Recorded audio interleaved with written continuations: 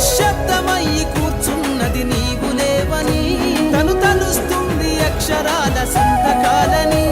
ఎదిగే తరం ఏదని బడి వెతికనే మరి, అడిగింది అక్షరాల నేల నిన్ను రమ్మని. జ్ఞాపకాల బడిలో నిన్ను చదువుకోమని, తన గుండెలపై